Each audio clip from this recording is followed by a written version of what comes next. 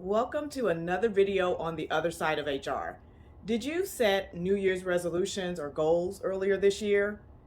Well, it's about midpoint of January. So are you still on track with your New Year's resolutions and or goals? Well, let's talk about it. About this time, about 80% of people start to give up on their New Year's resolution goals. Let's talk about some ways that we can stay on track this year to achieve all of our goals for 2022. I love a new year. I love a new beginning for anything, a new year, a new day, a new week, a new month. To me, it represents a clean slate, a hope, or an opportunity to be a better version of myself. So I always start off very strong with my New Year's resolutions or goals, basically is what I'm doing this year, but I know some people set New Year's resolutions.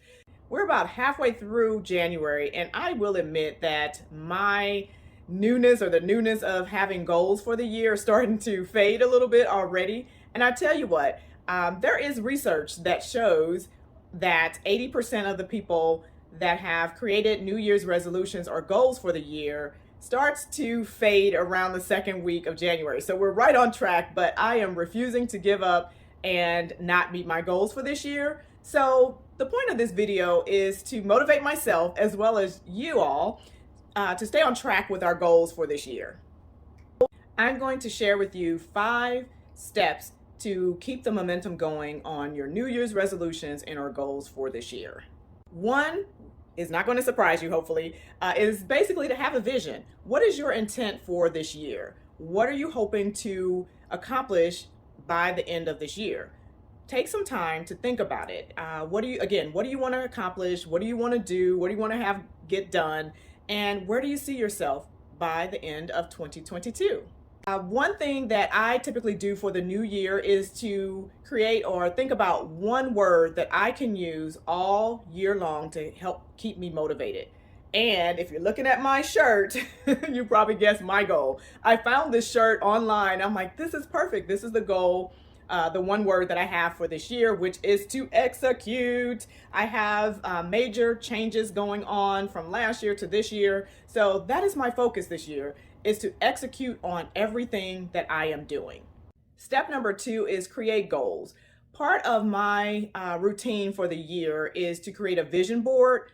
So I'm not sure if you all create vision boards or not. So whether you have it or not, this still is a valuable step, is to create the goals, think about what you want to accomplish again with that vision, and then you need to determine what are the steps that you need to take to accomplish your goals. Your goals don't have to be big or monumental, but they should be realistic and simple, well, not simple enough, but challenging enough to motivate you to want to accomplish them. Having 2 or 3 goals per month or per quarter is a great starting point. Step number 3 is taking action. Taking action is what will push you forward to actually create results. So you can't just think about it, write down your vision, create some goals. The next step is to take actions. You have to do something. A part of that is to plan and organize your day, your weeks, your months, whatever it takes to make sure that you're moving progressively forward to achieving your goals. Step 4, after you have taken steps, you want to start tracking your progress. So how do you know that you are making progress? Well, you have to create some check-in points. So my suggestion is to take out your phone. Most of us have cell phones. Put some dates on your calendar as to when you're going to check in with yourself, or if you have an accountability partner like a spouse or a friend that can help keep you accountable to the things that you want to accomplish this year. And then put a date on the calendar, like I said, or a wall calendar. I am a planner girl, but whatever method that you choose to use, the point is to put some dates on the calendar, check in with the accomplishments and goals that you have written down to see how far you're progressing, or if you're off track like me right now, you can say, okay, what do I need to do to get back on track? So this is another critical step, is to track your progress. And finally, we have the 5th step, which is celebrate your success. So this step is also important to celebrate the success of achieving your goals. Again, you put in all this work of having a vision, creating those goals, taking action. That's a lot of work. So In order to keep the momentum going or looking forward to achieving the goal, you can set a little reward system for yourself. It could be something small as a nice pen. I know I love that for myself.